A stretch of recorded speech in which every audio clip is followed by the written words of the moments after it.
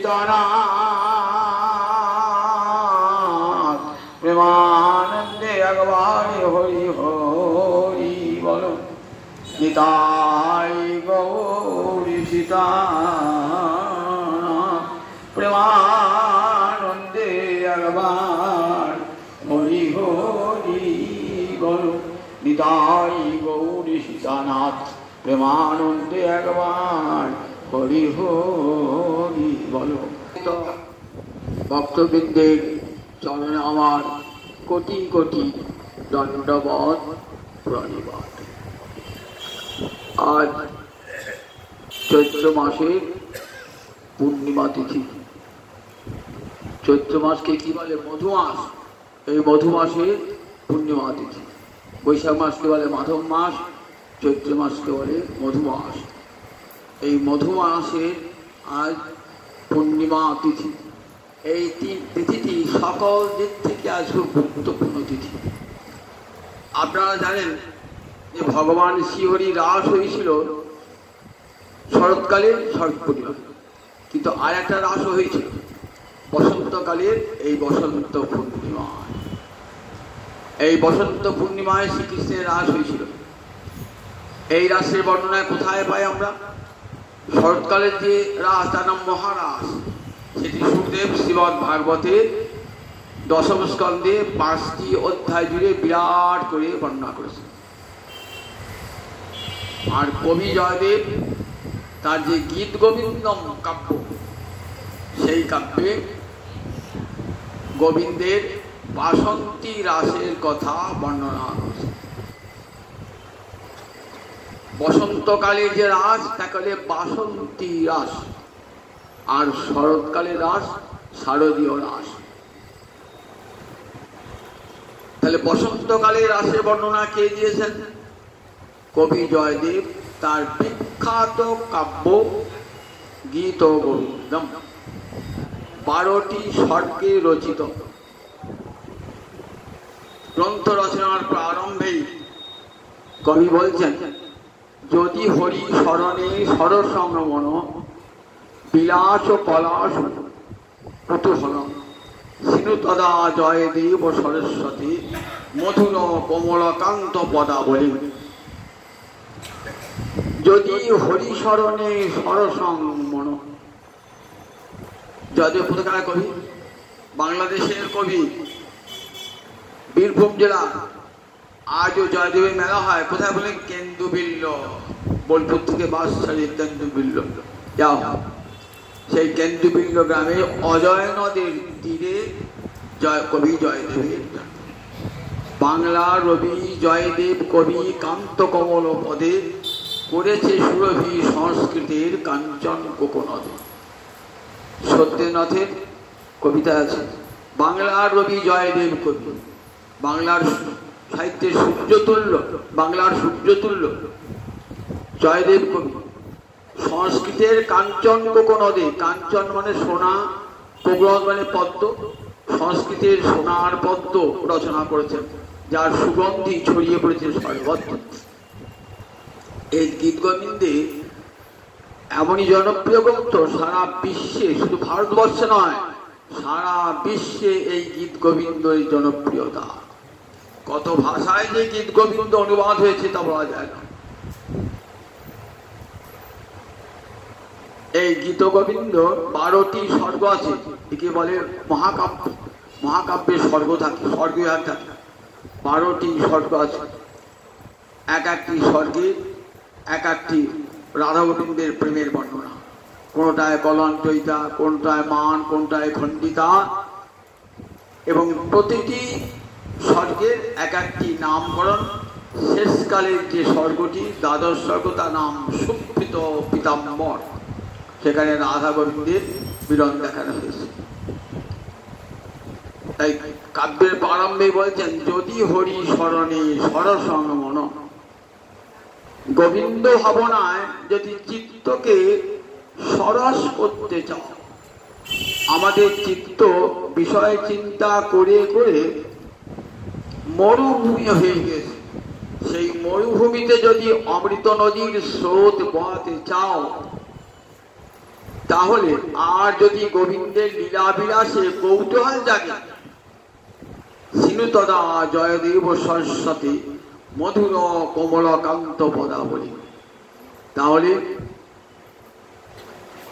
জয়দেবের বাগভারতীর মধুর কমলকান্ত পদাবলী আপনারা প্রাণ ভরিয়ে শ্রবণ করুন। পুঁথি বলেছে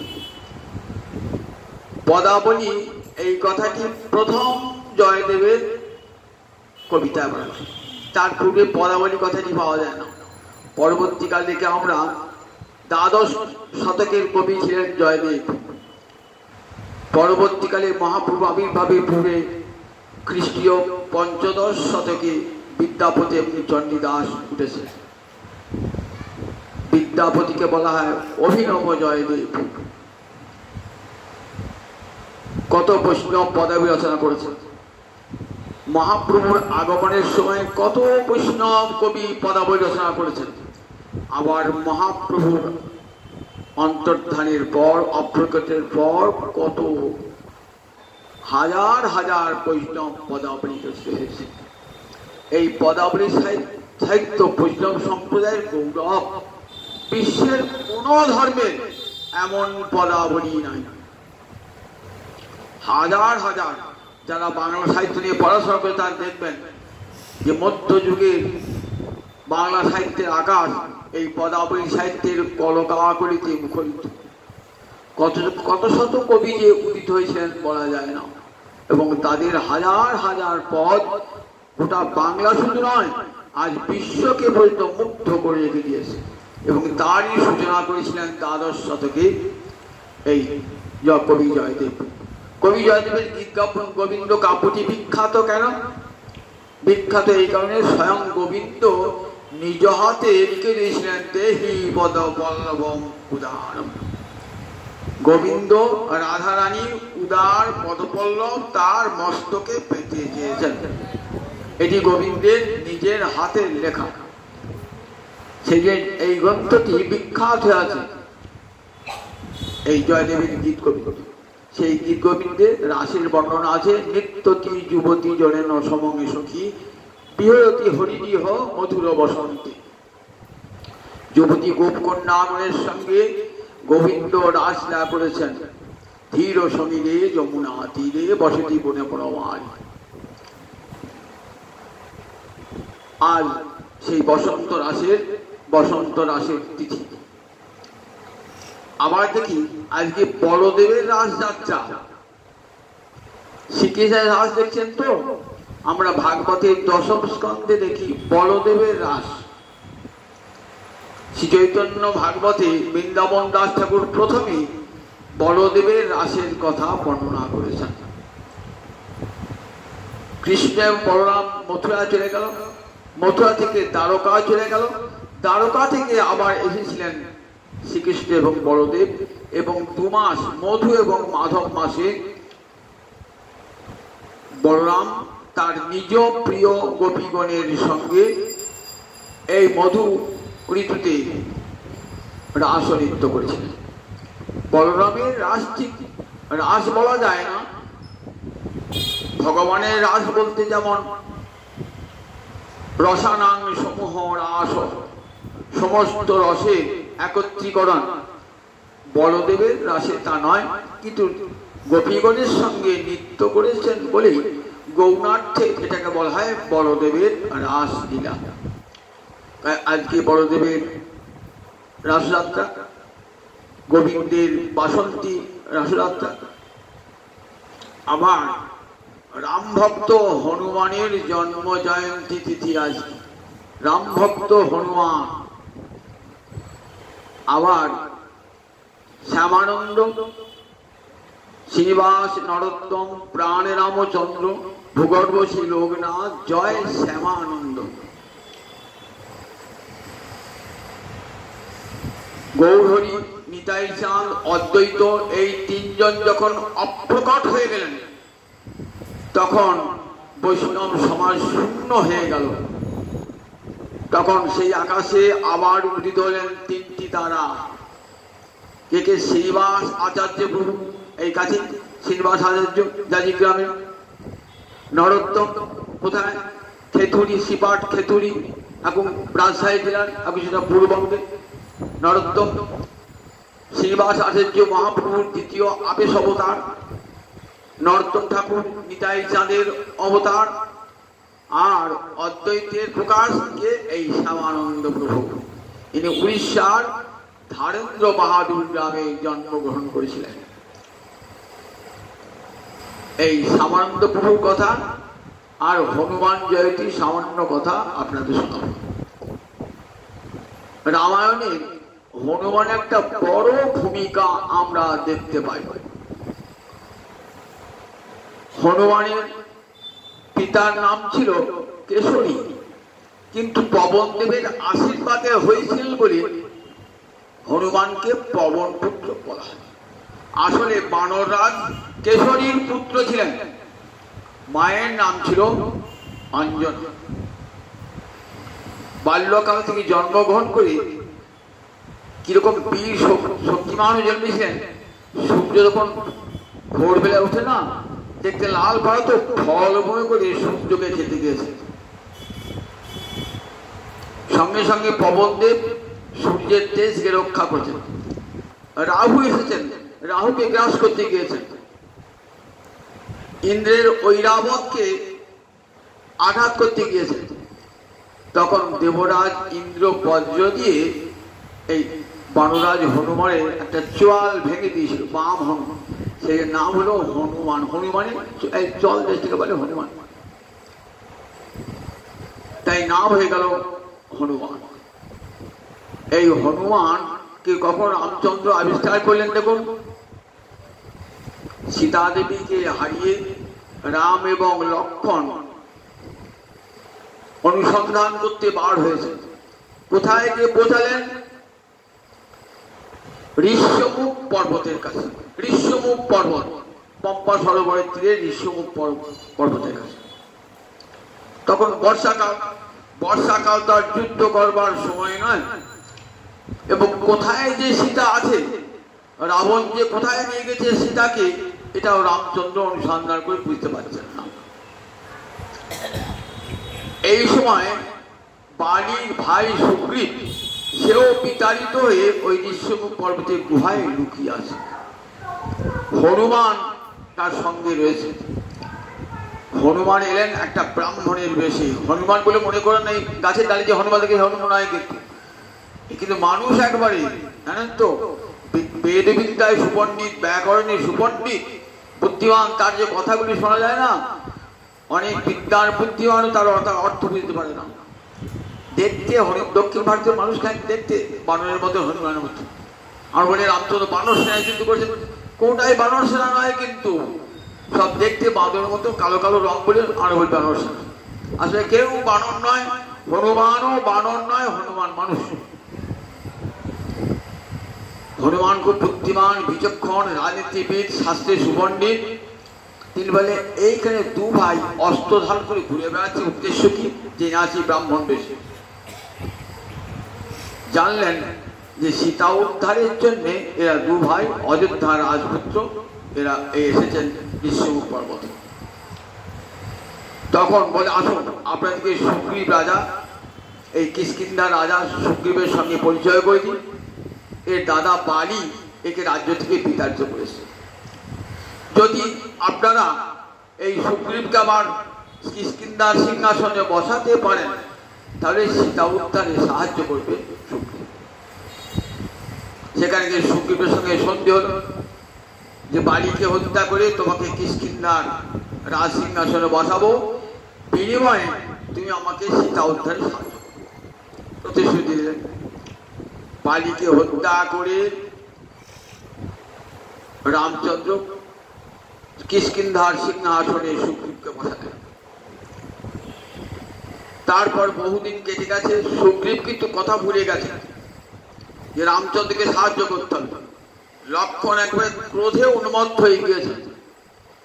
তখন হনুমান সুগ্রীবকে বলছেন, দেখো লক্ষ্মণের ভয়ঙ্কর ক্রোধ, রামচন্দ্র বিরাট বীর, যদি সুশাসনে রাজ্যকে রাখতে চাও, নিজের সিংহাসনকে টিকিয়ে রাখতে চাও, তাহলে কিন্তু রামচন্দ্রকে যা প্রতিশ্রুতি দিয়ে পালন করো। তখন হনুমানের পরামর্শে সুগ্রীব এলেন সীতা উদ্ধারে সাহায্য করতে। হনুমান নিলেন প্রধান ভূমিকা। প্রধান ভূমিকা। রামচন্দ্রকে দেখি হনুমান বুঝতে পেরেছিলেন যে এই রামচন্দ্রই আমার প্রভু। যেদিন দর্শন হয়েছে সেদিনই রামচন্দ্রের চরণে নিজেকে সমর্পণ করেছে। কপিপতি দাস্যে অথ দেখবেন 9টা সাধন ভক্তি এক একজন একটা অঙ্গ অর্চনা করে গোবিন্দ পাদপদ্ম লাভ করেছেন। কপিপতি হনুমান দাস্যভাবে রামচন্দ্রের চরণ লাভ করেছিলেন। কোনদিন রামচন্দ্রের কাছ থেকে কোনদিন কোনো কিছু প্রার্থনা করেন নাই। চিরদিন রাম, আমি রামের দাস, আমি রামদাস বলে পরিচিত। নিজের পিতার নাম বলতেন না, বলতেন আমি রামদাস। রামচন্দ্র যখন অযোধ্যা থেকে ফিরে এলেন 14 বছর পর, তখন কল্পতরু হয়ে বসেছেন। যে যা চাইবে তাকে তাই দেবেন, অভীষ্ট বর দান করবেন। হনুমানকে ডাকছেন, হনুমান তুমি কি নেবে বলো। অযোধ্যার সবাই তাকিয়ে আছে, হনুমানকে কি দেন ভগবান দেখবো। হনুমান তো প্রিয় ভক্ত, প্রিয় নয় প্রিয়তম ভক্ত, তাই হনুমানকে কি দেয় একবার দেখবে, আর হনুমান কি চায় একবার দেখবে। বলছেন হনুমান, সবাইকে শুনিয়ে বলছেন, দেখো হনুমান, তোমাকে আমি মুক্তার মালা দিয়েছিলাম, তুমি সেই মালা কি করলে, শুকে শুকে দেখলে রাম অঙ্গের বন্ধ নাই, দাঁতে কেটে মালাকে দাঁতে কেটে দেখলে, দাঁতে কেটে দেখলে যে সেখানে রাম সীতা নাই, ছুঁড়ে ফেলে দিয়েছিলে। যেখানে রাম সীতার বন্ধ নাই, সম্পর্ক নাই, সেই জিনিস তুমি নেবে না। তাহলে ভোগ্যবস্তু সম্পদ তুমি নেবে না। কিন্তু দেখো আমার দুটো হাত তো, এক হাত আছে সম্পদ, তুমি যে স্বর্গের সম্পদ দাও চাও, ব্রহ্মলোকের সম্পদ চাও দেবো, আর এক হাতে আছে মুক্তি। এই দুটো আমি দিতে পারি, মুক্তি আর মুক্তি। তুমি কোনটা নেবে বলো। মুক্তি তো নেবে না, মুক্তি নেবে। ঠাকুর মুক্তি সেটা কি বলে, আর তোমার মায়ের পেটে আসতে হবে না, চিরকালে তোমার ভবযন্ত্রণার উপশম ঘটে যাবে। বললেন ঠাকুর, ভববন্ধ চিরেশ্বস্য স্পৃহামিনা মুক্ত ভবান প্রভু অহম দাস ইতি যত্র বিলুপ্ত। আচ্ছা ঠাকুর, আমি তোমার সেবা করতে পারবো? বলে না, মুক্তিতে সেবা হয় না, তুমি আমার অঙ্গে বিলীন হয়ে যাবে, মুক্তি সেবা করতে পারো না। তা বললে তাহলে বললেন, আমি ভববন্ধ ছিঁড়ে ভববন্ধ নাশকারী, মুক্তি আমি চাই না, নস্পৃহা আমি। ভবান প্রভু অং দাস ইতি যত্র বিলুপ্তি, তুমি আমার প্রভু, আমি তোমার দাস, এই সম্পর্ক যাতে লুপ্ত হয়ে যায়, আমি সেই মুক্তি চাই না। দেখেছো তো, মুক্তি পর্যন্ত নিলেন না। রামচন্দ্রের কাছে কোনো প্রার্থনা করেন নাই, একটাই প্রার্থনা, রামচন্দ্র যতদিন তোমার কথা পৃথিবীতে প্রচারিত থাকবে, ততদিন যেন আমি চিরজীব হয়ে তোমার গুণগান করতে পারি। তাই হনুমান চিরজীবী, হনুমান চিরজীবী। সীতা উদ্ধারে বিরাট ভূমিকা। যখনই রামচন্দ্র কোনো বিপদে পড়েছেন, তখনই ছুটে গিয়েছেন। দেখুন, ভক্ত বিপদে পড়লে ভগবান ছুটে আসে তো, আর ভগবান বিপদে পড়লে ভক্ত ছুটে যায়। হনুমান তার উদাহরণ। তাই হনুমান একটা কি নাম বলি, সংকট মোচন। সংকট মোচন। যখনই প্রভু রামচন্দ্র সংকটে পড়েছেন, তখনই ছুটে গিয়েছেন। সীতার জন্য কাঁদছেন রামচন্দ্র। হনুমানের বড় ভালো লাগছে না, কি করে সীতা আমাকে উদ্ধার করবো। সমুদ্রের তীরে বসে আছে জাম্বুবান। বললেন, তুমি দেখো, পবনদেবকে স্মরণ করে এই সমুদ্র পার হয়ে যাও। পিতা তো পবনদেব, পবনদেবকে স্মরণ করে একবারে সমুদ্রের এপার থেকে ওপার পর্যন্ত একটা এমন লাভ দিলেন, এক লাফে দিয়ে একবারে লঙ্কা পৌঁছে গেলেন। জয় রাম জয় রাম জয় রাম বলতে বলতে একবারে পৌঁছে গেলেন। বিরাট পাঁচিল দিয়ে ঘেরা লঙ্কা, চতুর্দিকে সব প্রহরীরা আছে। কি করলেন, ছদ্মবেশ ধারণ করলেন, সন্ধে লাগুন তারপর ঢুকবো, একটা বিড়ালের বেশ ধরে ঢুকলেন। দেখে নিচ্ছেন কোথায় কে আছে। আমার সীতামা কোথায় আছে খুঁজে খুঁজে খুঁজে খুঁজে একবার মন্দোদরির ঘরে ঢুকে পড়েছে। দেখছেন সোনার খাটে শুয়ে আছে, গায়ে তার কত অলঙ্কার, সুন্দর বসন। না, এ তো আমার সীতামা হবে না। রাম বিরহে বিরহিনী যিনি কেমন সোনার খাটে শুয়ে থাকবেন আর এত অলঙ্কার করে বছর পরে থাকবো, আমি সুন্দর বছর পরে। খুঁজতে খুঁজতে খুঁজতে কোথায় গেলেন, দেখলেন কান্নার মৃদুমন্দ কান্নার শব্দ আসছে। কোথায়? রাম নাম হচ্ছে আর কাঁদছেন। দেখলেন একটা অশোক বৃক্ষের বনেতে, সেখানে লুকিয়ে রইলেন। যদি সীতা বিশ্বাস না করে, রামচন্দ্র একটা আংটি দিয়েছেন অঙ্গুলীয়ক। তখন হনুমান বলছেন, দেবী আমি রামচন্দ্রের দূত, এই দেখো অঙ্গুলীয়ক নিয়ে এসেছি, রাম নাম লেখা। বললেন, দেবী তুমি কেঁদো না, আমি তোমাকে নিয়ে যাব এই সমুদ্র পার করে। তুমি আমার পিঠে চাপো, আমি তোমাকে পিঠে চাপিয়ে নিয়ে যাব সমুদ্রের পারে। বললেন, না, পিঠে চাপিয়ে তুমি যদি নিয়ে যাও তাহলে আমার স্বামী রামচন্দ্রের বীর্য বীরত্ব প্রকাশ পাবে না, আমার স্বামীর মহিমা জগৎকে আমি দেখাবো। তাই তুমি রামচন্দ্রকে খবর দাও, তিনি যেন এসে আমাকে উদ্ধার করে। হনুমান গোটা লঙ্কা সব ঘুরে কিনলেন। জানতে পেরে এক সময় তাকে ইন্দ্রজিৎ, রাবণের পুত্র ইন্দ্রজিৎ ব্রহ্মাস্ত্র দিয়ে বন্ধন করলেন। হনুমান বন্ধন স্বীকার করলেন। কেন? একবার রাবণকে দেখেনি ভালো করে, রাবণের সঙ্গে সাক্ষাৎ হবে। ব্রহ্মাস্ত্র বন্ধন করলেন, মুহূর্তে ব্রহ্মাস্ত্র ছেদন করে চলে এলেন। তখন রাবণ বললেন, লেজে আগুন লাগিয়ে দাও। লেজেতে কাপড় বেঁধে কেরোসিন তেল দিয়ে আগুন লাগিয়ে দিয়েছে। এদিকে সীতা দেবী প্রার্থনা করছেন, হে অগ্নি তুমি যেন বরফের মতো শীতল হয়ে যাও, হনুমানের অঙ্গকে স্পর্শ করো না। হনুমানের ভারী হলো, লঙ্কাটাকে পোড়াতে হবে তো। বিভীষণের ঘরটি পড়ালেন না, আর অশোক কাননটি পড়ালেন না, আর চতুর্দিকে গোটা লঙ্কায় আগুন লাগিয়ে দিলেন। তাই বলি লঙ্কা পোড়া হনুমান, আর বলি লঙ্কা পোড়া হনুমান। হনুমান লঙ্কা পুড়িয়ে দিলেন। সীতা দেবীকে বলেন, দেখো তুমি যেমন রামচন্দ্রের বিরহে কাঁদছো, রামচন্দ্র তোমার বিরহে কাঁদছে, আমি শীঘ্রই তোমাকে রামচন্দ্রের কাছে পৌঁছে দেব। হনুমানকে সংবাদ দিলেন, সমুদ্রের ওপারে লঙ্কায় অশোক কাননে সীতা দেবী বন্দিনী হয়ে কাঁদছেন। অবিরত চেরিগণ তাকে হুঙ্কার দিচ্ছে, বলছে রাবণের কাছে বৈশ্বাসায় করো।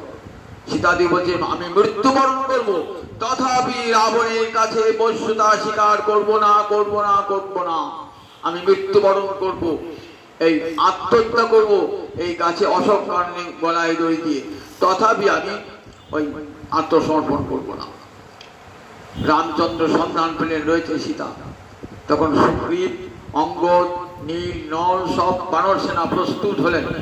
কিন্তু সমুদ্র পার হবেন কি করে? রামচন্দ্র একবারে চক্ষু লাল করে সমুদ্রকে বলছে, সমুদ্র তুই আমাকে পথ করে দেবে না? সমুদ্রের সঙ্গে সঙ্গে হাত জোর করে এসে দাঁড়িয়েছেন। প্রভু বলো কি করতে হবে? বললেন, তোমার উপর দিয়ে সেতু তৈরি হবে। বললেন, প্রভু তোমার যা ইচ্ছা, তোমার চরণ আমার বুকে পড়বে, তোমার পরমে সৌভাগ্য। তুমি শিরা ফেলাও প্রভু, শিরা তোমার ভক্তরা শিরা ফেললেই ভেসে উঠবে, সেখানে সেতু তৈরি হয়ে যাবে। সব মানব সেনার একটি করে শিলা ফেলাচ্ছেন। শিলা কোনি জলে ভাসে না, কি আশ্চর্য, জলে ভাসছে। সেই শিলা সেতু তৈরি হয়ে গেল। রামচন্দ্র গেলেন, ভয়ঙ্কর যুদ্ধ হলো রাবণের সঙ্গে, ভয়ঙ্কর যুদ্ধ। সেই যুদ্ধে হারিয়ে জিতি এমন অবস্থা, রাবণ তো সোজা নয়, রাম লক্ষ্মণ দুজন রয়েছেন, কিন্তু রাবণ ইন্দ্রজিৎ এদের সঙ্গে পেরে উঠবেন কেমন করে? এদের সঙ্গে পেরে উঠে যান। কিন্তু রামচন্দ্র কার সাহায্য পেয়েছিলেন? বিভীষণের সাহায্য পেয়েছেন। রাবণের ভ্রাতা বিভীষণ বর পেয়েছিলেন, চিরজীবন তিনি ধর্মের পথে থাকবেন। তাই বিভীষণ রামচন্দ্রকে সাহায্য করেছিলেন। প্রথমে রামচন্দ্র বিভীষণকে বিশ্বাস করতে চান নাই, কিন্তু হনুমান কি বলেছিলেন যে, প্রভু তোমার কি প্রতিজ্ঞা আছে? সক্রিদেব প্রপন্ন তবাস্মৃতি চ যাচতি অভয়ং সর্বদা তস্মৈ দদাম্যে তৎপ্রতঙ্গম। আমার চরণ একবার তোমার চরণে যে বলে আমি তোমার হে রামচন্দ্র আমি তোমার চরণে শরণাগত, তাকে তুমি সংসার সাগরতে পার করে দাও, রক্ষা করো। কারণ বিভীষণকে নেবে না, বিভীষণকে তোমার চরণে পড়েছে। এই বিভীষণকে সঙ্গে নিয়ে সীতাকে উদ্ধার করলেন। ভয়ঙ্কর যুদ্ধক্ষেত্রে দেখছেন রাবণের তো রথ আর রামচন্দ্রের তো রথ নাই, রামচন্দ্র মাটিতে যুদ্ধ করছেন। তখন রাবণ বললেন, বিশাল দেহটা করলেন, দেহটা করে বলছেন, প্রভু আমার কাঁধে ওঠো। এমন উঁচু হলেন যে রাবণের রথের চেয়ে বড়। সেই কাঁধে উঠে রামচন্দ্র একের পর এক তীর নিক্ষেপ করছেন। আবার রাবণ তীর নিক্ষেপ করছে কার গায়ে? হনুমানের গায়ে। হনুমান পড়ে গেলেই রামচন্দ্র নিচে পড়ে যাবে, সারা অঙ্গ রক্তে ভেসে যাচ্ছে, তথাপি হনুমান এক চুল নড়লেন না। ভাবছেন আমি নড়লেই আমার প্রভু পড়ে যাবে। সেই যুদ্ধে রাবণকে মেঘনাদকে বধ করে এই যুদ্ধ করতে করতে কি হলো, একবার মেঘনাদ শক্তিশালী আঘাত করলেন। শক্তিশালী আঘাতে লক্ষ্মণ আহত হয়েছেন, রামচন্দ্রের কোলে শুয়ে আছেন লক্ষ্মণ। তখন হনুমান কি করলেন, তখন বৈদ্যরাজ সুসেন বললেন যে বিশল্যকরণী চাই। বিশল্যকরণী গাছ কোথায় পাবে? চলে গেলেন বিন্ধ্য পর্বতে, গোটা বিন্ধ্য পর্বত থেকে মাথা এক নিয়ে চলে এলেন, খুঁজে নাও কোথাও ওষুধ আছে।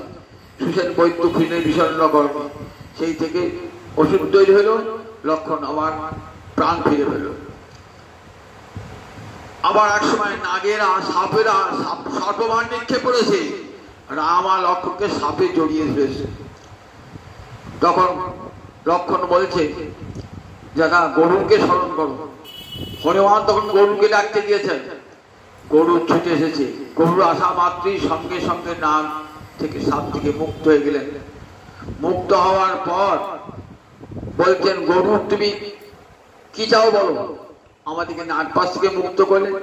তা বলে প্রভু কিছুই চাই না, তারপরে তুমি যে রূপ ধারণ করবে সেই ত্রিভঙ্গ ভঙ্গি এবং মোহন মুরলী রূপটা দেখা। বলে না না না, তেতা যুগে তা হবে না, নবদুর্বাদর শ্যাম আমি ধনুর্ধারী, হবে না।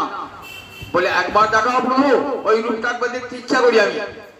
তা বলে হনুমান আছে যে, বললে আমি পাখা দিয়ে ঘিরে ধরবো, তুই আমাকে দেখা। গরুর পাখা দিয়ে ঘিরে ধরলেন।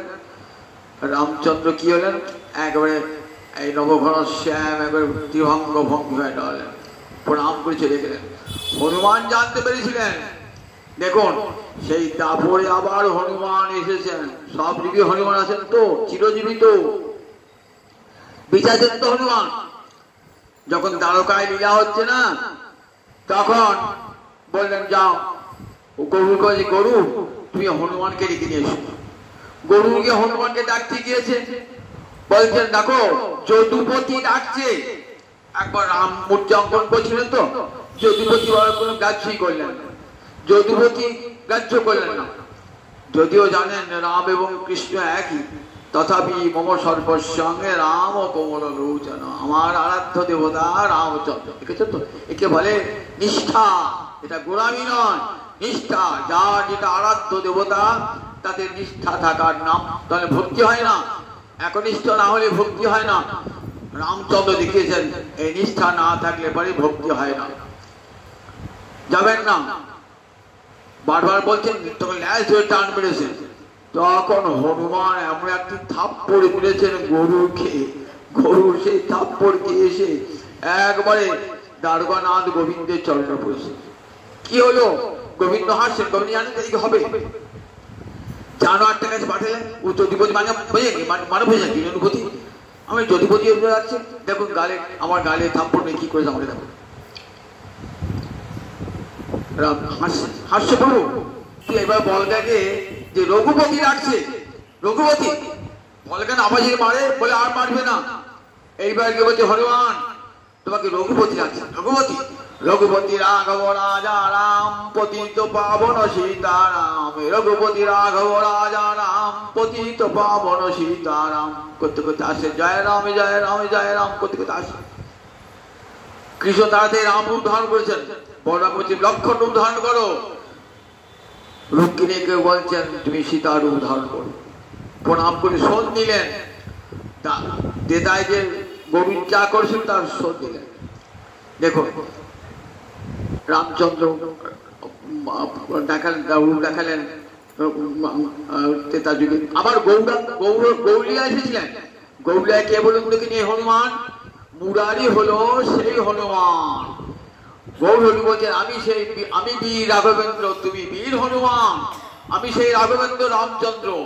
আর মুরারি হলেন হনুমান, মুরারি হলেন মুরারি গুপ্ত হনুমান। রামচন্দ্রের পরম ভক্ত ছিলেন মুরারি। তুমি রাম ভজন ছেড়ে দিয়ে মহাপ্রভু বলছেন তুমি কৃষ্ণ ভজন করো। বেশ প্রভু তাই করবো। পরের দিন সকালে কাঁদতে কাঁদতে বলছে প্রভু রামচন্দ্র আমার শিওরে দাঁড়িয়ে, আমাকে ত্যাগ করবি? প্রভু আমি যে রামচন্দ্র তোমাকেও ত্যাগ করতে পারছি না, রামচন্দ্র ত্যাগ করতে পারছি না।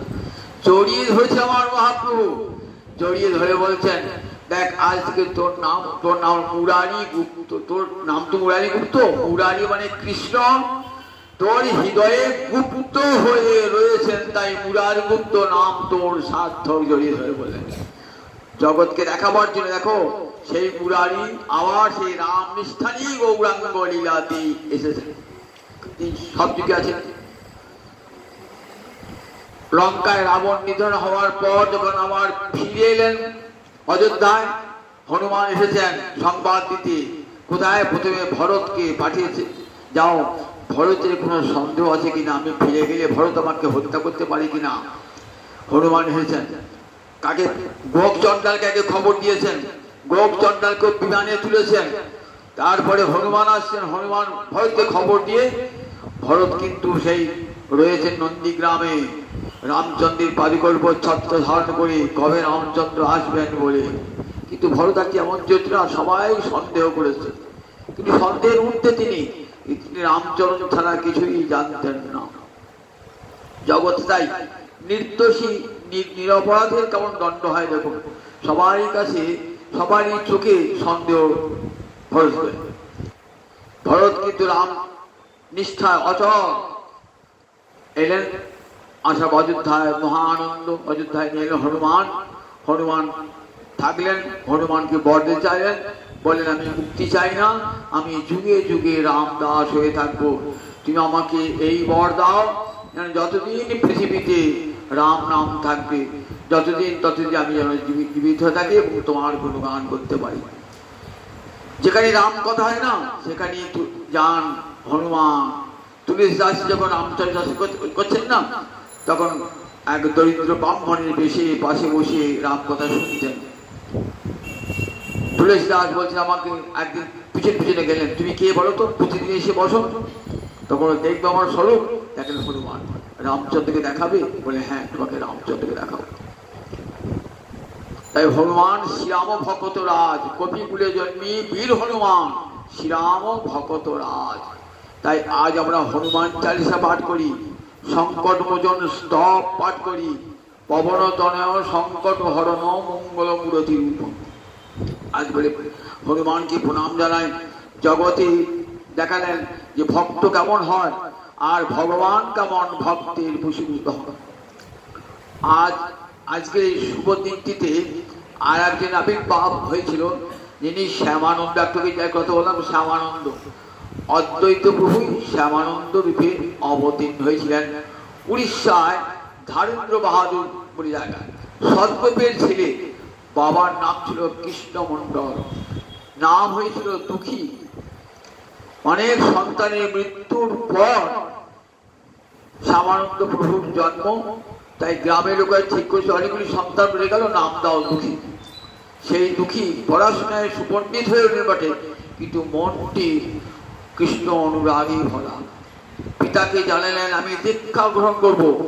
স্বপ্নে জানতে পেরেছেন অম্বিকা কালনার হৃদয় চৈতন্য প্রভু, হৃদয়ানন্দ প্রভু তার গুরুদেব।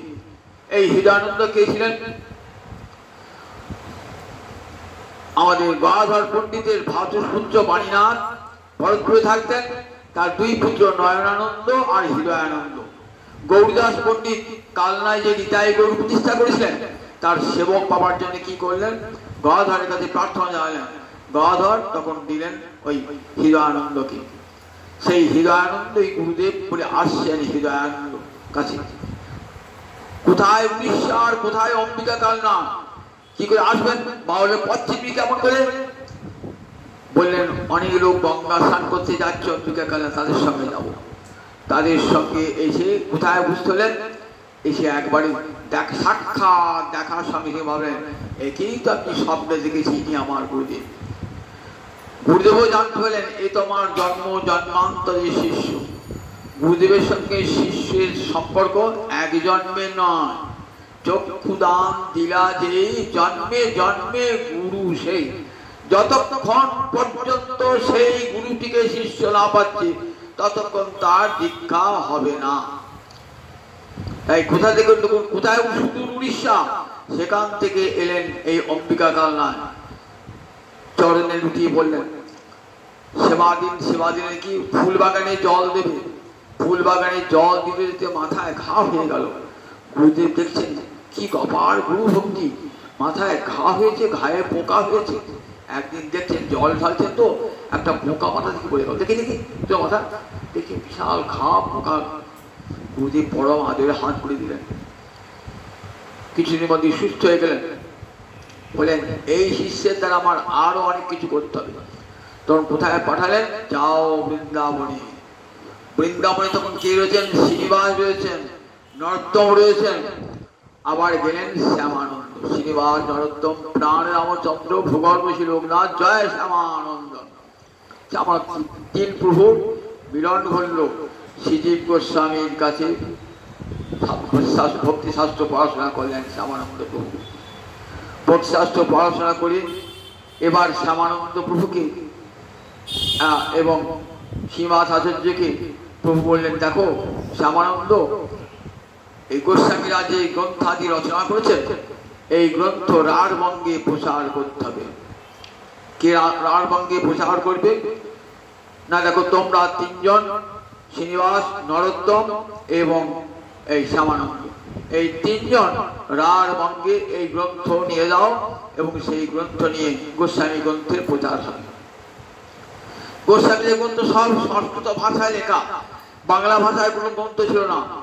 শ্যামানন্দ, শ্রীনিবাস আচার্য, নরোত্তম এরা কঠোর অধ্যবসান করে এসব গোস্বামী শাস্ত্র অধ্যয়ন করে সুপণ্ডিত হয়ে যায়। তোমরা আবার রাঢ়বঙ্গে গিয়ে এগুলি সব প্রচার করবে। গাড়ি করে আসছেন শ্যামানন্দ গাড়ি করে আস্তে আস্তে বন বিষ্ণুপুর বলে একটি জায়গা আছে। বন বিষ্ণুপুর, বীরহাম্বির ডাকাত রাজা, ডাকাতদের সর্দার রাজা। রাত্রিবেলাতে গাড়ি আসছে তো চতুর্দিকে ডাকাতের চরেরা আছে। বলেন গাড়িতে কি আছে? বলে রত্ন আছে। রত্ন আছে, তাকে চুরি করতে হবে। কারণ দিকে বেঁধে গাড়ি থেকে নামিয়ে ওই গ্রন্থের সিন্ধুক নামালেন, নামিয়ে নিয়ে চলে গেলেন রাজার ভান্ডারে। কি করবেন? শ্রীনিবাস বললেন যে দেখো আমি যতক্ষণ পর্যন্ত গ্রন্থ উদ্ধার না হচ্ছে ততক্ষণ থাকবো কিন্তু এই বন বিষ্ণুপুরে। নর্তমকে বলে তুমি খেতুরতে চলে যাও, শ্যামানন্দকে বললেন তুমি উড়িষ্যায় চলে যাও। শ্রীনিবাস প্রভু এই গ্রন্থ উদ্ধার করলেন কোথায়? দেখুন ওই বীরহাম্বিরের সভা, ডাকাতদের রাজা বটে কিন্তু বড় হরিভক্ত ছিল, ভাগবতী কথা শুনতে ভালোবাসতেন। প্রতিদিন এক ব্রাহ্মণ ওখানে বসে ভাগবতী কথা পাঠ করত। এক ব্রাহ্মণের সঙ্গে পরিচয় হলো, বলে যাবে? হ্যাঁ, ভাগবত পাঠ শুনবো না। শ্রীনিবাস আচার্য প্রভু কোথায় ছিল? তাজি গ্রামে শ্রীনিবাস আচার্য প্রভু চলে গেলেন, শুনছেন সেই ব্রাহ্মণ পাঠ করছে, ভ্রমর গীতা পাঠ করছে। ভ্রমর গীতা রাধা রানী কৃষ্ণকে ভ্রমর গান, যেন কৃষ্ণ ভ্রমরের ছদ্মবেশে এসেছে তাই কৃষ্ণকে প্রত্যাখ্যান করছেন। তার 10টি শ্লোক আছে, একে বলে ভাগবতী ভ্রমর গীতা। সেই ভ্রমর গীতা তাতে প্রতিটি ছত্রে ছত্রে রাধা রানীর বিরহের গান।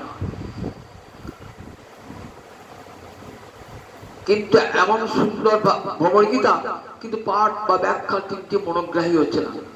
পাঠ হয়ে যাওয়ার পর সমস্ত সত্যিকে বললেন আমাকে আপনারা কৃপা করুন, আমি একটু ভ্রমর গীতা শোনাও।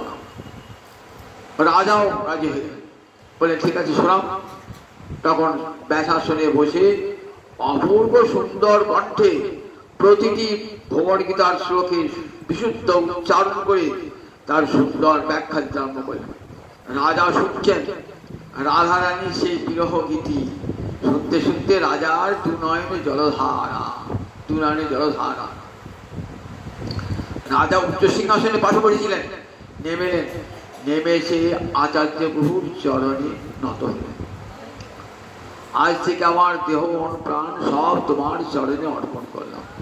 বলে রাজা, কেবল রাজা আমার কিছুই চাই না, আমার গ্রন্থরত্ন চুরি গিয়েছে।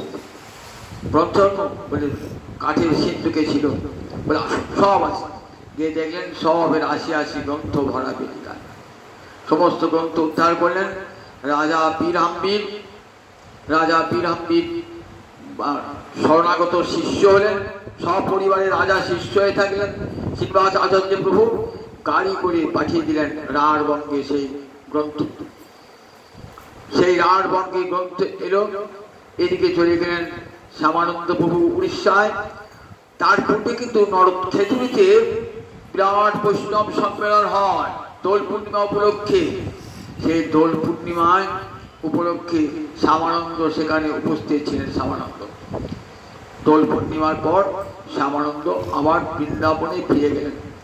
বৃন্দাবনে ফিরে যাওয়ার পর গুরুদেব আদেশ করলেন, তুমি যাও রাঢ়বঙ্গে গিয়ে হরিকথা প্রচার করো। রাঢ়বঙ্গে ফিরে এলেন। রাঢ়বঙ্গে ফিরে এসে সর্বত্র শ্যামানন্দ প্রভু উড়িষ্যায় ফিরে গেলেন। বলে যাও উড়িষ্যায় ফিরে যাও, রাঢ়বঙ্গে নয়, উড়িষ্যায় ফিরে যাও। উড়িষ্যায় গিয়ে উড়িষ্যায় দেখো অনেক পাপাচারী পাষণ্ডী যারা কৃষ্ণ ভক্তি বিরোধী, তাদেরকে কৃষ্ণ নামে উদ্ধার করে। শ্যামানন্দ উড়িষ্যার গৃহে গিয়ে সর্বত্র হরিনাম এবং হরিকথা প্রচার করতে লাগলেন। বিরাট দস্যু সর্দার উদ্দণ্ড রায়, যিনি বহু বৈষ্ণবকে হত্যা করেছিলেন, তাকে দীক্ষা দান করলেন। কৃষ্ণমতে দীক্ষা দান করে তার জীবনে বিরাট পরিবর্তন করে দিলেন। শেষকালে গুরুদেবকে নিজ গৃহে রেখে দিয়েছেন শ্যামানন্দ প্রভু। এই শ্যামানন্দ প্রভু যখন একটা বড় কাহিনী, শ্যামানন্দ প্রভু যখন বৃন্দাবনে রয়েছেন না শ্যামানন্দ প্রভু, তুমি জীব গোস্বামীর কাছে রয়েছেন তো জীব গোস্বামী বললেন, তোমাকে একটা ভার দিচ্ছি। কি ভার? নিকুঞ্জ সেবার ভার, নিধুবনে ঝাঁট দেওয়ার ভার। নিধুবনে ঝাঁট দিতেন, প্রতিদিন ঝাঁট দিতেন।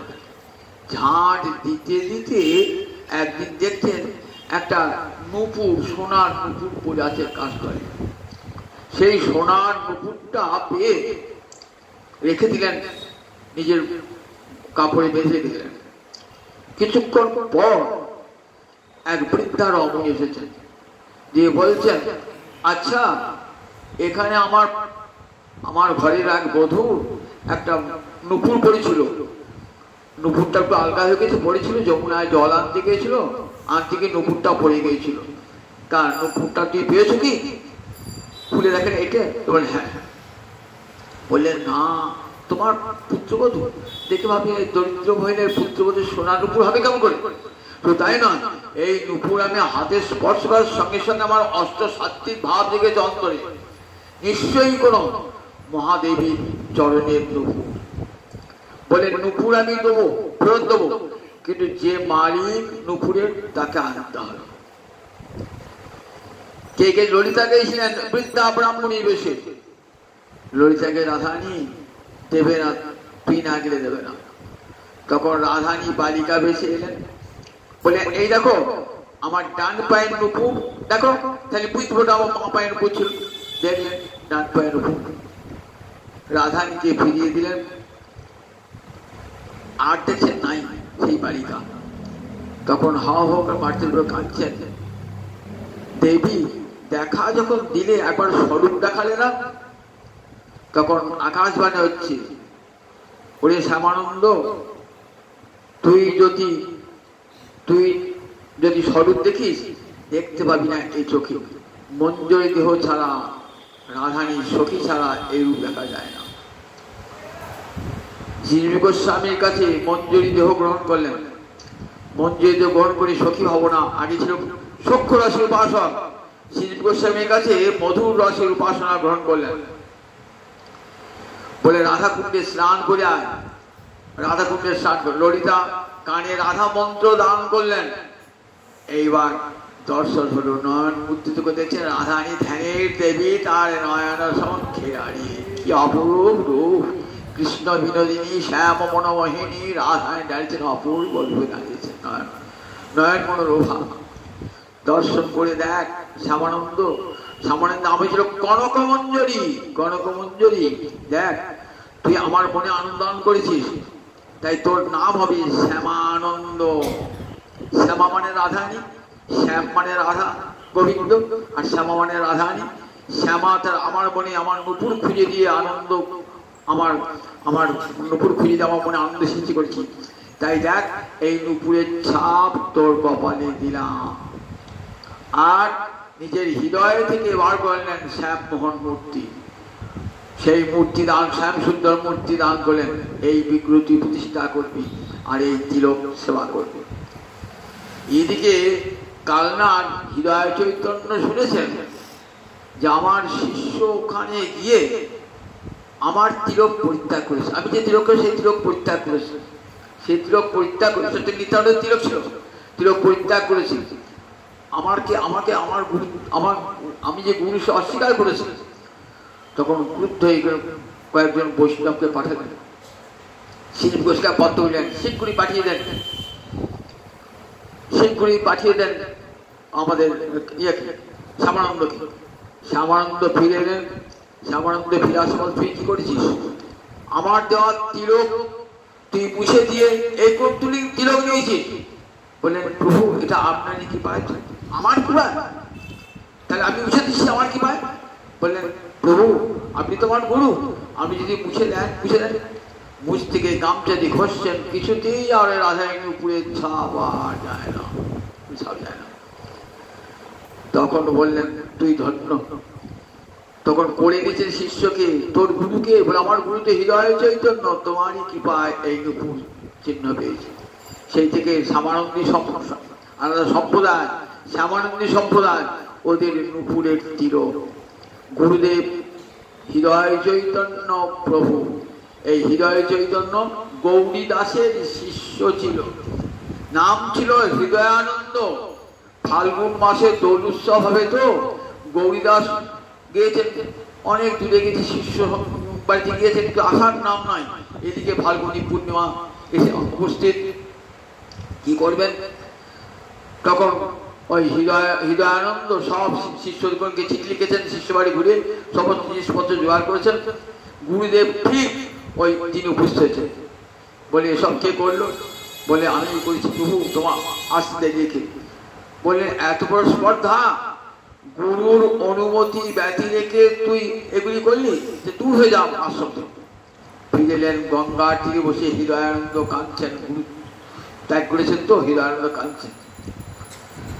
কত রাশি রাশি গাড়ি গাড়ি মাল আসছে, ফিরিয়ে দিচ্ছেন, যাও এখানে নয়, ওটা হৃদয়ানন্দের যে গঙ্গার তীর, হৃদয়ানন্দকে চলে যাও। হৃদয়ানন্দ বলছেন না না, এটা আমার প্রভু ঘুরে পাঠিয়ে দাও। এইবার মন্দির খুল থেকে দেখছেন নিতাই গৌর নাই, নিতাই যে নিতাই গৌরকে দেখা দিয়েছে অধিকার কাল নিতাই গৌর নাই, তাহলে নিশ্চয়ই হৃদয়ানন্দ আমার নিতাই গৌরকে নিয়ে পালিয়েছে। লাঠি হাতে করে ক্রুদ্ধ হয়ে যাচ্ছেন, লাঠি হাতে করে। তখন দেখছেন চৈতন্য নৃত্য করছে, ওই হৃদয়ানন্দের সঙ্গে নৃত্য করছে। হাতে লাঠি রেখেছেন তো, হাতে লাঠি দেখে ভয়েতে চৈতন্য ওই হৃদয়ানন্দের ভিতরে ঢুকে গেলেন। নাম হয়ে গেল হৃদয় চৈতন্য। যার হৃদয় চৈতন্য তাই হৃদয় চৈতন্য। এই হৃদয় চৈতন্য ছিল শ্যামানন্দের গুরুদেব। আজ আরেকের আবির্ভাব বংশীবদন আনন্দের আবির্ভাব। বংশীবদন আমার গৌরহরির পালিত পুত্র এবং বিষ্ণুপ্রিয়ার পালিত পুত্র। 5 বছর বয়স যখন, তখন পুরিয়া পাহাড় সেখান থেকে নিয়ে এসেছেন বংশীবদনকে মহাপ্রভু। মহাপ্রভু নিজের পুত্রের মতো মানুষ করতেন, বংশীবদন পুত্রের মতো থাকতেন এবং বিষ্ণুপ্রিয়ার পুত্রের মতো। মহাপ্রভু সন্ন্যাসী গেলেন, তারপর সব বিষ্ণুপ্রিয়ার এবং শচীদেবীর দায়িত্ব পড়লো ওই বংশীবদনের উপরে।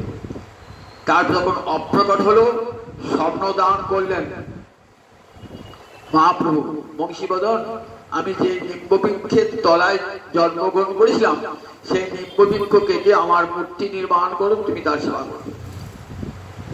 কামার ডেকে সেই গাছ কাটালেন এবং ভাস্কর দেখে সেই মূর্তি নির্মাণ করলেন। বংশীবদন সেবা করতে লাগলো, পদ্মাসনে নিজের নাম দিয়ে দিলেন। কিন্তু সেই মূর্তি চলে গেল বিষ্ণুপ্রিয়ার বাপের বাড়িতে চলে গেল।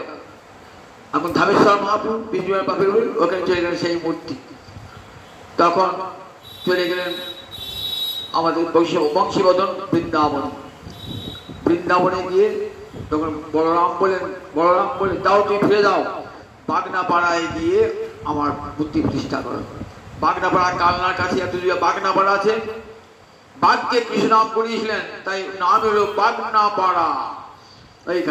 ওইখানে বড়দেবকে প্রতিষ্ঠা করে, বড়দেবকে প্রতিষ্ঠা করলেন, রেবতীকে প্রতিষ্ঠা করলেন, রাধাকৃষ্ণ প্রতিষ্ঠা করলেন এখানে বংশীবদন ঠাকুর। সেই বংশীবদনের নাতি রামচন্দ্রকে আবার জাহ্নবী পালিত পুত্র রূপে গ্রহণ করেছেন। আর সেই তিন প্রভু আজ শ্যামানন্দ, হৃদয় চৈতন্য এবং আমাদের বংশীবদন ঠাকুর, এদের কোটি কোটি প্রণাম জানাই। আমাদের জগন্নাথ, আমাদের হনুমান প্রভুকে কোটি কোটি প্রণাম জানিয়ে আজ হরিকথা 8টা বেজে গেছে, হরিকথার এখানে সমাপ্তি জানি।